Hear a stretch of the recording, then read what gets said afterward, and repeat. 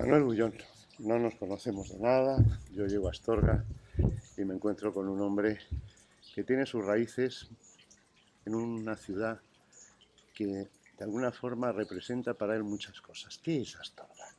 ¿Cómo presentaría Astorga a cualquier peregrino que llega a su casa? ¿Qué es Astorga? Para Manuel Bullón y para explicar al resto del mundo. Astorga para mí es Astorga para mí representa las raíces las raíces de muchas cosas. En primer lugar, las raíces de mi familia, ¿no? De mi familia paterna. Aquí han vivido muchas generaciones de mi familia, de mi abuela paterna. Yo he sentido esta ciudad como si fuera propia durante muchísimas generaciones, la he sentido como propia, la he vivido en casa durante toda mi infancia, toda mi vida y la siento como propia. Entonces Astorga para mí representa mucho, ¿no? Y es algo que lo he vivido durante muchos años y así lo creo, ¿no? Y representa mucho para mí y eso es lo que es Astorga. Yo lo llevaré siempre en mi corazón, Astorga. Y así lo creo, ¿no? Eso es, yo creo que es parte de mi vida, Astorga, ¿no? Y eso es Astorga para mí. Nos están interrumpiendo unas campanas. ¿Qué son las campanas en Astorga? Son también... Astorga, las campanas es la esencia de... Para mí Astorga sin las campanas... yo tengo un CD con las campanas de Astorga y cuando no estoy en Astorga, de vez en cuando, porque eso lo tenía mi padre en Madrid y mi padre también ponía de vez en cuando las campanas de Astorga. Es otra parte de la esencia de la historia de Astorga, ¿no? Que es Astorga sin las campanas de la catedral, ¿no? ¿Qué es Astorga? Pues las campanas es parte de de la vida de Astorga, ¿no? Yo creo que las campanas de Astorga se escuchaban, se han escuchado siempre en toda la ciudad y en todos los alrededores de Astorga durante toda la vida, ¿no? O sea que no podemos vivir sin escuchar las campanas de Astorga, ¿no? Es algo que llevas dentro también, forma parte de la vida de Astorga. Y llevar el apellido Bullón, Manuel, marca, es un Bueno, compromiso, te obliga a algo más para esta ciudad. bueno, yo no sé si marca, no marca, no, no sé, es algo, no sé, has nacido con ese apellido y no creo que marque llevar el apellido Bullón, ¿no? Es bonito, yo creo que he tenido un abuelo, Manuel Bullón, que creo que hizo muchas cosas por esta ciudad. Él sintió muchísimo la ciudad de Astorga, vivió muchísimo aquí en Astorga, fue diputado, hizo mucho por la ciudad y yo lo he vivido él murió muy joven, lo he vivido por mi padre y eso nuestro padre nos lo ha transmitido a nosotros y ese apellido, pues no sé, quizás te marque, pero eso nos ha ayudado a querer mucho más y a sentir mucho más lo que es la ciudad de Astorga, ¿no? Quizá ese apellido, el apellido Bullón no solo está en mi padre, mi abuelo, hay muchos apellidos, muchos Bullones que están esparcidos por toda la ciudad de Astorga, que han representado muchísimo para la ciudad de Astorga. Eso es muy bonito. Y que gente que ha dado su vida y su vida y su trabajo y todo por la ciudad de Astorga. Eso es muy bonito. Yo creo que eso es por algo, ¿no? ¿Nunca has sentido tentaciones de embarcarte en la política, de ser como tú? Nunca, nunca, nunca, nunca, nunca, nunca. Yo nunca yo he tenido siempre otras aspiraciones, pero nunca he querido, nunca. ¿Hoy Nunca. te definirías como empresario? ¿Cómo se definiría hoy Manuel Bullón? Bueno, yo he tenido como decía antes, yo nunca he tenido aspiraciones políticas, no he querido. Y yo he tenido otras actividades. Yo he estado dedicado al mundo de la banca durante muchos años y después he tenido otras actividades en el mundo de la empresa, ¿no? Que es lo que he hecho toda mi vida, ¿no? Y sigo en la actualidad además, ¿eh? Es decir, que yo no creo que deje de hacerlo hasta que me muera. Yo soy un hombre activo, creo que lo seguiré siendo y creo que me moriré si Dios me da fuerzas con esa actividad que llevo dentro, ¿no? Yo no puedo estar quieto, es algo que lo llevo dentro, ¿no? Y eso lo he vivido yo creo que mi abuelo también, mi abuelo murió con las botas puestas, con 50 años, él murió de un infarto, vamos. Mi padre igual, mi padre dejó su carrera, pero él siguió con una actividad en otras distintas ajenas a lo que había hecho en su actividad profesional, pero en otras actividades distintas, ¿no? Y yo sigo trabajando, soy un hombre activo, vamos, en otras actividades distintas que la banca, vamos, estoy en otras actividades diferentes, ¿no? ¿Eh? Y seguiré trabajando, vamos, es decir, quizás sea empresario, quizás sea actividades en el mundo social también, donde estoy embarcado en muchas, con actividades relacionadas con el mundo de las ONGs y estoy encantado y apasionado, vamos. Una de esas actividades sociales en Astorga fueron los medios de comunicación. Vamos a hablar un poco de esos medios de comunicación en Astorga y nos vamos a remontar casi a principios del siglo. Hablemos del siglo XX, a principios del siglo XX, esa eclosión de periódicos de Astorga, donde hubo más de 17 publicaciones, 2 periódicos permanentes, La Luz, El Pensamiento. ¿Qué trasladó tu familia de todo eso y qué viviste tú? Porque bueno, también eres un hombre del siglo XX. ¿Qué recuerdas de esos periódicos, de esos medios en los que luego estuviste implicado? Pero empecemos por la historia, ¿no? Bueno, a mí siempre me pareció fascinante que en Astorga hubiera tantos periódicos. A mí me pareció que una ciudad, digamos, tan pequeña como Astorga, ¿no? Que tuviera, no sé, era apasionante, ¿no? Tantos periódicos y que tuviera tantos periódicos y tantos periodistas, tantos buenos periodistas, ¿no? Y que tuvieran tanto éxito, ¿no? Era una cosa realmente sorprendente, ¿no? O sea, es algo que no podía entender y bueno, y con un éxito sin precedentes, una cosa increíble desde principios del siglo, ¿no? Y que tuvieran ese éxito, ¿no?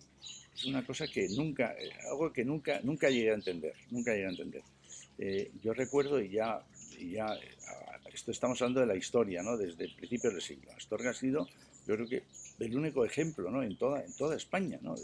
de ciudad donde han estado conviviendo periódicos de distinta naturaleza y muy bien avenidos, sin ningún tipo de problemas, no han fracasado y económicamente bien, todos, muy bien. Por vinculación familiar viviste muy de cerca ese pensamiento astorgano que dirigía Magín Reviño. ¿Cómo era ese periódico familiar visto desde dentro? ¿Cómo tú pudiste vivirlo en alguna ocasión? Bueno, el pensamiento para nosotros era nuestro periódico. Tenemos una relación familiar importante con Magín Reviño, que para nosotros era un personaje. Teníamos una relación familiar con su mujer importante y para nosotros Magín Reviño era el personaje, vamos, era un personaje, una persona brillante, excepcional, maravillosa. Yo tenía ocasión de venir aquí a Astorga, pues a partir de cuando ya tenía posibilidades cuando tenía carnet de conducir. Yo recuerdo a partir de los 18 años, 19 años, venía a Astorga no con mucha frecuencia, pero a lo mejor algunas veces al año, y venía solo. La casa que teníamos aquí, la casa familiar, estaba cerrada, no tenía calefacción entonces, y venía a su casa. Recuerdo que venía solo a su casa y entonces era curioso porque... ¿No vendrías por la calefacción? Y entonces era curioso, una casa que no tenía calefacción. Siempre era un matrimonio maravilloso, estupendo, tenía unos recuerdos de ellos. Yo entonces tenía 20 años, recuerdo que estaba haciendo ICADE y entonces viví con ellos una experiencia primero, claro, la casa, que era una una casa increíble, vamos, una casa me impresionaba la casa, sin calefacción. Cuando salías al cuarto de baño yo me ponía una manta para ir al cuarto de baño por la noche o por la mañana, porque pasabas unos fríos heladores, ¿no? Y ahora lo recuerdas con verdadero placer, vamos, porque era una cosa inaudita, claro, eso es una cosa hoy impensable, ¿no? Y aquellos recuerdos hoy para mí son maravillosos, ¿no? Pero en esa época, claro, no podías entender que no hubiera calefacción, que tuvieras que estar, claro, la mesa camilla de entonces, estar resguardado en aquellos sitios por las mañanas, en un brasero, en esas... Bueno, para mí era una cosa increíble, ¿no? Pero yo lo pasaba de maravilla, yo lo recuerdo que eran maravillosos aquellos, y volví otra vez, digo, no, era un hotelito, una pensión, no, yo quería volver a casa de Magín Revillo, porque es que lo pasaba de maravilla, aparte de estar con ellos, que era una delicia, lo pasaba de maravilla, pero me alucinaba las idas y venidas al cuarto de baño, aquel cuarto que tenían al fondo del pasillo, aquel que se me hacía larguísimo, interminable, parecían kilómetros de recorrido, y que oías al final de aquel hueco unas gallinas que estaban abajo, que era una cosa que lo recordaré toda mi vida, vamos, una experiencia única. Y eso durante varios años, porque yo vine durante varios años ahí. Y sí recuerdo, y todo eso con ese matrimonio, estaban solos, yo creo, porque quiero recordar que ya no había ninguno de los hijos, no estaban ya en Astorga, ¿no? Y estaban todos ya fuera, estudiando, trabajando, todos fuera. Y sí me impresionaba, esto era en la parte de arriba de la vivienda, en la parte de abajo están las máquinas del pensamiento, y me impresionaba había una persona trabajando en las máquinas del pensamiento, del periódico, y me impresionaba la actividad de Magín Revillo, la actividad con el periódico. Entraba, salía, se movía, iba a buscar las noticias, conocía a todo el mundo, publicaba noticias que casi no habían salido todavía. Bueno, a mí había cosas que me impresionaban. Yo no entendía, cuando volví a Madrid se lo comentaba a mi padre, asombrado y asustado de lo que estaba viendo, y recuerdo muchas veces, y eso sí lo he vivido, vamos, que venían a pagarle al periódico los suscriptores, y que se metía el dinero en el bolsillo, ¿no? Y yo que estaba en ICADE entonces, imagínate esto que es, mía, me viene a pagar la suscripción, ¿no? Pero llevas una contabilidad, no, si esto nada, esto lo meto ahí, nada, para pagar, tal, y esto se lo daba a lo mejor a Esther, a su mujer, para que pagase el pan o la carne o lo que fuera, no sé, una forma de contabilidad del periódico. Digo, bueno, esto ¿cómo puede este periódico ganar dinero, no gana dinero, estará? Dice, bueno, y yo se lo preguntaba a él, y dice, no, si está muy bien, todo muy bien, y todo estupendo, las cuentas, todo. Y dice, bueno, a mí me admiraba, yo me reía, quedaba asombrado, y claro, yo estudiando entonces, un pobre chico universitario de ICADE, estudiando dirección de empresas, y viendo esta forma de gestionar el periódico, decía, bueno, esto es una cosa admirable, esto es una cosa única, ¿no? Esto es una cosa que no lo puedes ver, ¿no? Esto es increíble. Y esto es una anécdota, pero hay muchas más anécdotas de las vividas con él, con Magín, en esa época, y que yo las veía cuando venían a traerle cosas. Bueno, ya no solo los pagos, sino traerle cosas, un proveedor, y no tengo dinero, te lo voy a dar, bueno, pues sí, ya me lo darás, no sé qué, bueno, y no había papeles, no había nada, no se daban recibos. Bueno, pues claro, a mí son cosas que me impresionaban, ¿no? Bueno, pues no sé, es una forma de llevar una empresa que realmente a mí pues me chocaba, ¿no? Y yo siempre se lo comentaba a mi padre. Esas cosas que al volver siempre le comentaba a mi padre, oye, mira, pues realmente es muy peculiar. Y claro, el personaje de Magín Revillo era único. Yo creo que es único en la historia, de llevar un periódico de esa forma, que era fantástico. Para mí ha sido por eso que es la mejor, aparte de que era la mejor persona que he visto en mi vida, pero es el mejor periodista que he visto en mi vida, porque es un periodista único. Sabía de todo, conocía todo. Sabía, además, la noticia que aparecía al día siguiente que ya aparecía, era lo que realmente pasaba. Y digo, pero ¿cómo es posible que tú sepas lo que va a pasar? Sí, es que eso va a pasar, y pasaba. Digo, bueno, pero imagínate, como, sí, es que va a pasar. Bueno, pues no lo publiques, sí, pues va a pasar.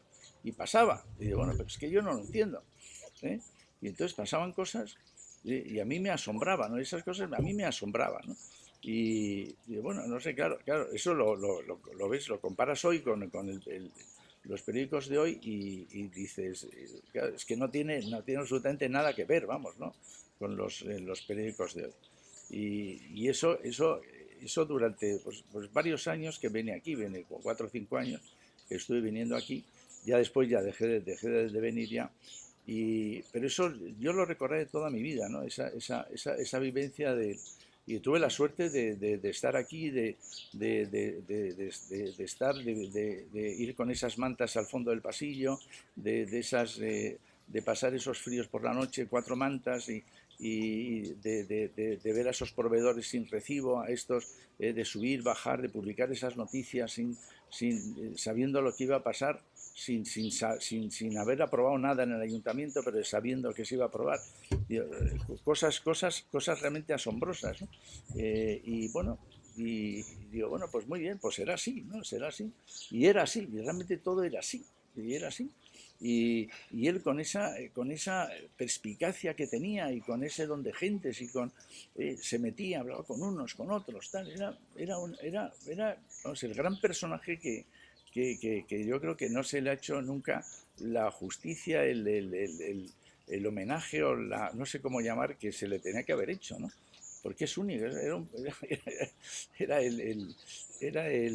no sé, algo único, que ha sido algo único en el periodismo, ¿no? Es una cosa única, vamos. A lo mejor ha existido en otros sitios, no lo sé, no lo sé. Digo lo que he vivido yo, vamos, lo que he vivido. Con el paso del tiempo, con ya tu experiencia profesional, aterrizas en lo que sería el post-pensamiento astorgano.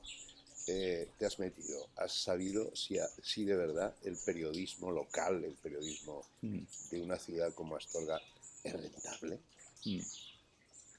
¿Qué te parece? Desde tu experiencia ya de hombre que se mete a mí me en esa... parece, yo creo que me parece impensable que sea rentable, vamos, a mí me parece que no puede ser rentable. No puede ser rentable.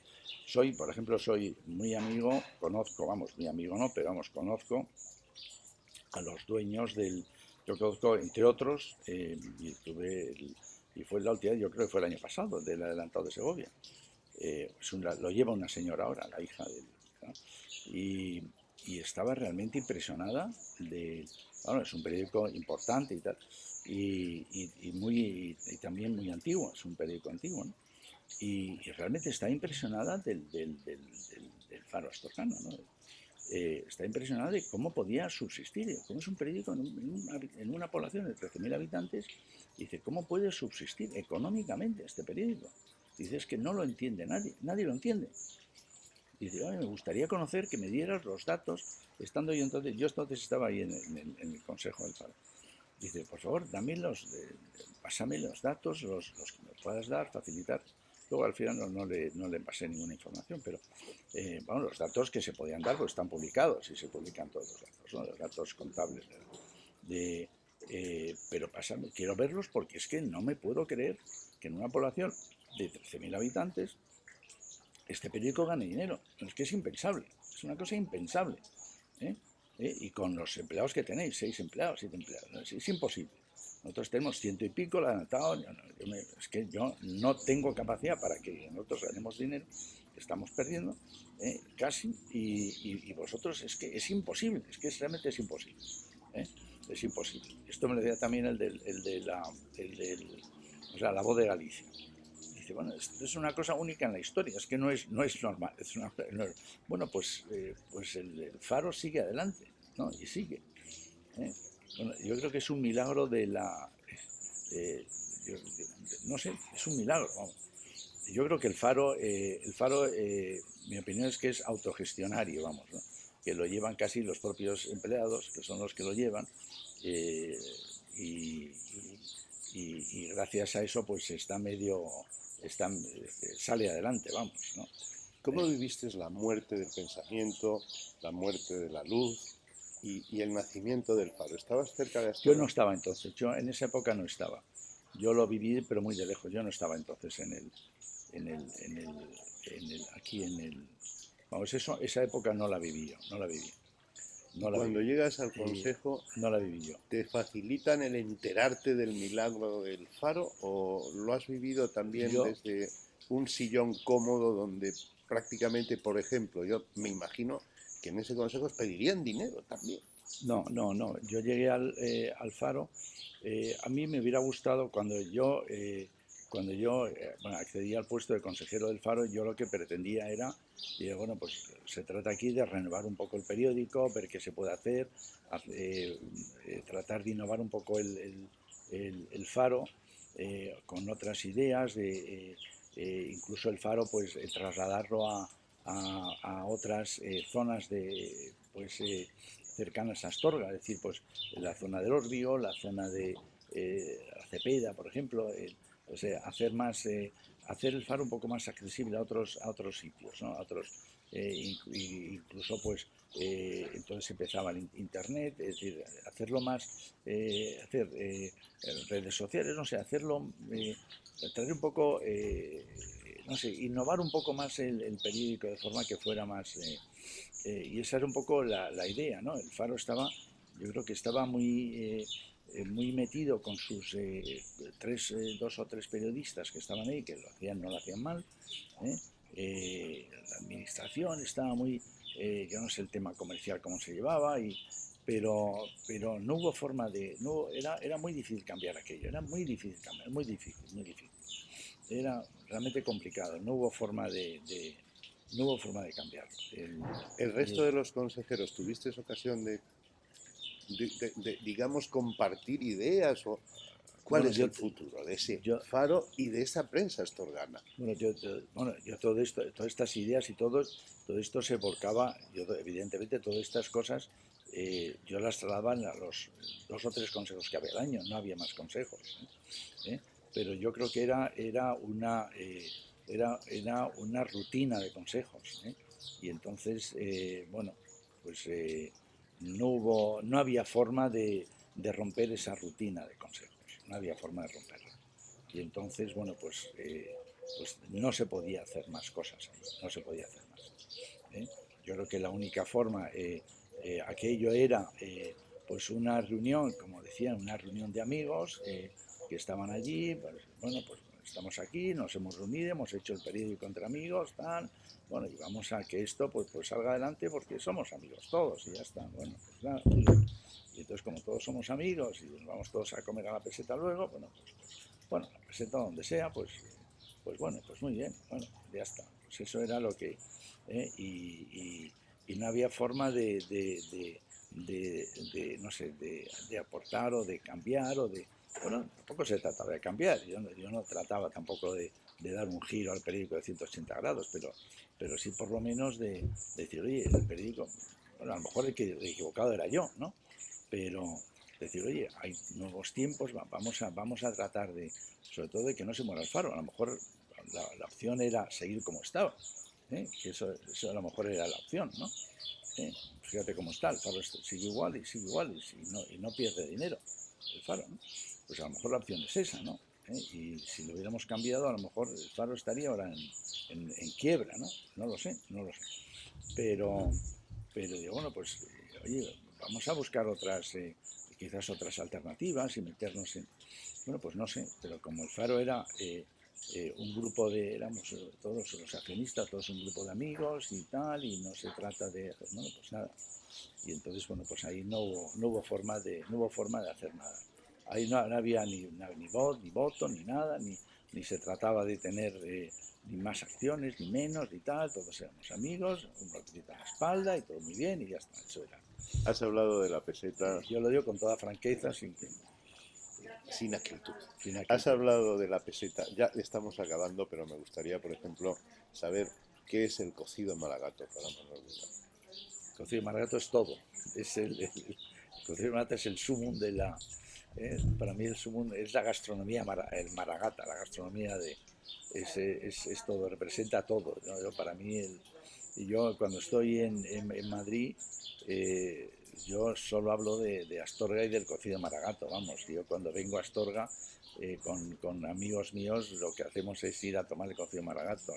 Y en Madrid defiendo el cocido maragato, que es todo. Es que representa la gastronomía por excelencia, ¿no? Es todo. Yo no soy un buen cocinero, reconozco que no soy, pero para mí el tomar un buen cocido es algo excepcional. A mí me encanta comer. No cocino porque no me gusta cocinar. Reconozco que soy un desastre en la cocina. En mi casa no sé ni dónde está la cocina. Pero, pero me apasiona comer bien, me apasiona comer bien. Y reconozco que el mejor cocido que tomo y que he tomado es en casa de Maruja, que es excepcional. Hay otros sitios donde son excelentes, otros sitios magníficos que he tomado unos cocidos extraordinarios. Pero desde pequeño siempre he ido a tomar el cocido a Maruja, siempre. Desde pequeño, antes de que existieran todos los otros restaurantes magníficos que hay en Castilla, que son extraordinarios. Pero yo desde pequeño siempre he ido a Maruja, desde pequeño, cuando Maruja estaba sola en Castrillo. Y es algo excepcional, Maruja es algo excepcional. Y hay otros, y en Astorga también en sitios estupendos, pero es algo especial, ese garbanzo que se derrite en la boca, que es como mantequilla. ¿Dónde lo tomas ese garbanzo? No lo tomas en ningún sitio. Es que no hay sitio donde lo puedas tomar. Esas carnes maravillosas, es que no lo tomas. El relleno, ¿dónde tomas ese relleno? Yo es que voy a buscar, yo busco primero el relleno, a ver, dame ese relleno, el relleno, que no lo tomas en ningún sitio. Es que es extraordinario, extraordinario. Las mantecadas. ¿Te dicen algo las mantecadas? ¿Recuerdas, por ejemplo, no sé si tenías la ocasión de ver aquella estación, mantecadas, y que cuando dices soy de Astorga, mantecadas? Mantecadas, sí. Mantecadas, todo el mundo te habla de las mantecadas de Astorga, de las mantecadas, cuando ibas, cuando... Eso me lo recuerda mucha gente mayor cuando pasaba por aquí, las mantecadas de Astorga, en el tren cuando pasaba el tren aquí. Eso es lo que me recuerda a mí, las mantecadas. Y la gente, todo el mundo se acuerda de las mantecadas de Astorga, las mantecadas de Astorga. Y eso es un poco la añoranza de lo que era la Astorga de antes, ¿no? Las mantecadas de Astorga. Yo ahora trato de vender mucho el chocolate de Astorga, que es excepcional y que la gente no lo conoce. Y yo trato de venderlo porque es un chocolate magnífico el que tiene aquí Astorga, y es extraordinario. Y yo trato de... A mí el chocolate me gusta mucho, el chocolate. Y el chocolate que se fabrica en Astorga es excepcional, y la gente no lo conoce porque no es conocido el chocolate de Astorga. La mantecada es la mantecada tradicional, la mantecada todo el mundo conoce, igual que en otras poblaciones tienes su producto típico, ¿no? En Astorga es la mantecada, sí, la mantecada todo el mundo conoce, la mantecada o el mantecado, dice, no es el mantecado, es la mantecada, ¿no? Que todo el mundo conoce desde hace 200 años. Pero... Estamos debajo de una morera, estamos en el entorno de una casa muy especial, una casa que yo creo habrán pisado muchísimos astorganos de aquí y de fuera. ¿Qué es esta casa? ¿Dónde estamos? Pues mira, estamos en una casa que que se construyó en 1780, este edificio. Lo construyó un antepasado mío que se llamaba Juan Iturriaga. Juan Iturriaga vino a Astorga como era militar, venía de Vizcaya y venía como coronel del regimiento que había aquí en Astorga en el siglo XVIII. Entonces Juan Iturriaga, destacado aquí, soltero, conoció a una astorgana y se enamoró y se casó. Y entonces se casó y tuvo una hija y entonces tuvo un hijo. Y el hijo que se casó se quedó aquí, fue militar también y se casó con otra astorgana y arraigaron aquí en Astorga. Y este es el fruto este edificio es el fruto de este arraigo aquí de esta familia, Iturriaga, que no es un nombre astorgano para nada, pero al casarse con esta astorgana, bueno, pues nosotros hemos heredado, mi padre heredó este edificio y yo lo que he hecho es convertirlo, bueno, lo he arreglado este edificio y este jardín, ¿no? Y bueno, y lo he convertido ahora, esto es una posada real ahora, y para mí es un recuerdo muy entrañable porque aquí veníamos nosotros de pequeños, ¿eh? Aquí vivió mucho mi abuela Pilar Iturriaga, que es la última que llevó el apellido Iturriaga, y es la que se casó con Manuel Gullón, con mi abuelo. Y entonces mi abuela venía muchísimo aquí a esta casa en Madrid, que pasaba aquí pues largas temporadas, en verano, 3 o 4 meses. Y entonces pues para nosotros es una casa que tiene muchísimos recuerdos.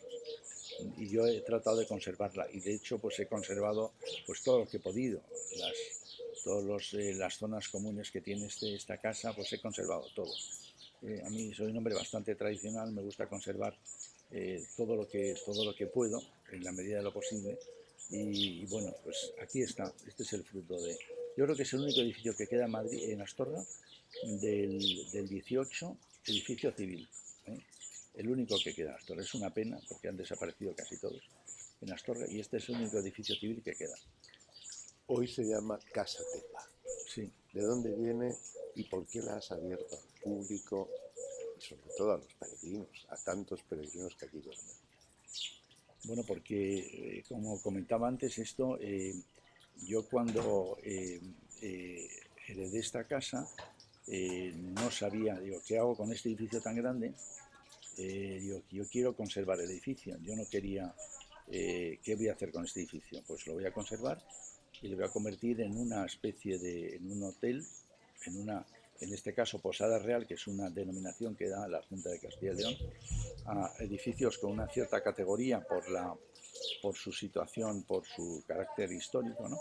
Y entonces lo convertimos en Posada Real, un edificio que tiene 10 habitaciones y está justo delante del edificio, pasa el Camino de Santiago y fundamentalmente aquí lo que viene en un 70% o más quizás son peregrinos que pasan por aquí delante y que vienen aquí y se hospedan aquí en Casa de Tepa. ¿Qué piensas del Camino de Santiago? El Camino de Santiago a mí me parece extraordinario. Me parece que conservar la idea del Camino de Santiago después de tantos siglos, que es un arraigo y una tradición, me parece sensacional, sensacional.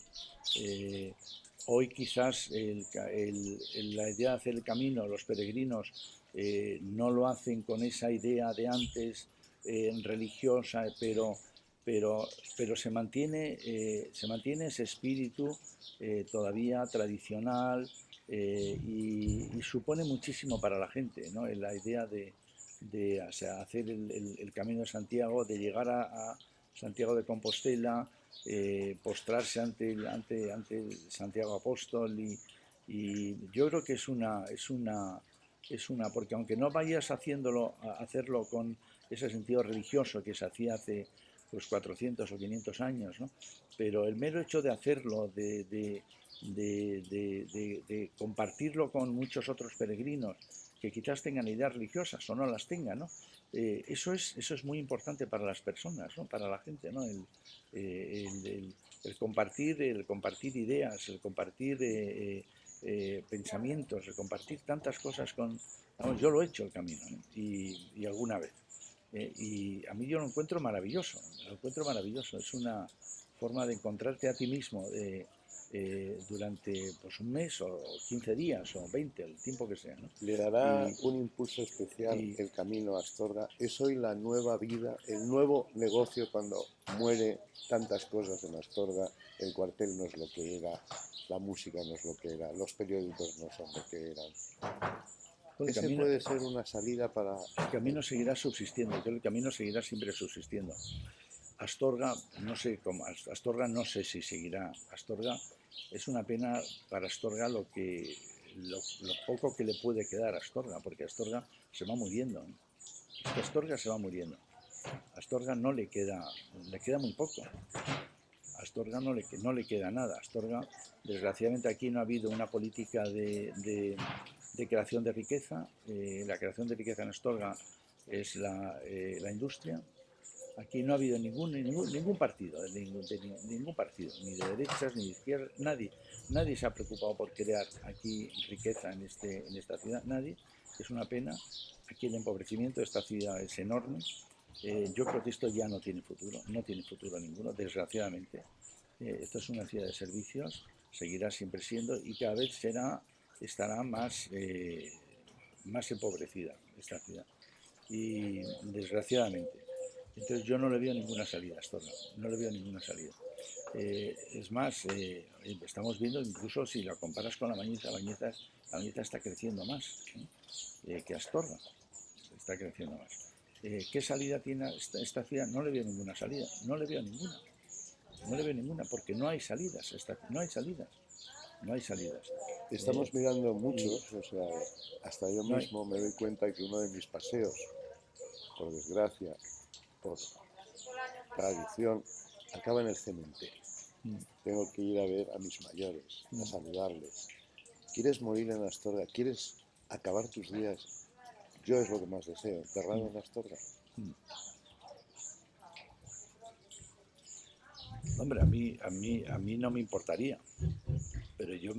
pero antes me gustaría hacer cosas por Astorga. O sea, yo no estoy pensando en acabar muriendo en Astorga, pero sí me gustaría hacer algo por Astorga. Pero ¿por qué tanta gente se tiene que ir a Astorga? ¿Por qué tanta gente? Oye, hay gente fantástica, estupenda, muy buena, gente joven, todos. La diáspora de Astorga ha sido infinita. Tienes astorganos estupendos que se han tenido que ir a Astorga y que se van y que se seguirán yendo. Tienes aquí el instituto, colegio, gente que se van, todos se van de Astorga. ¿Y por qué se van? Pues lo sabemos. Aquí no tienes salida de ningún tipo. Tienes 4 pequeñas industrias que no dan para más. Nada, no tienes nada. Pero ya, irte a venir al cementerio de Astorga.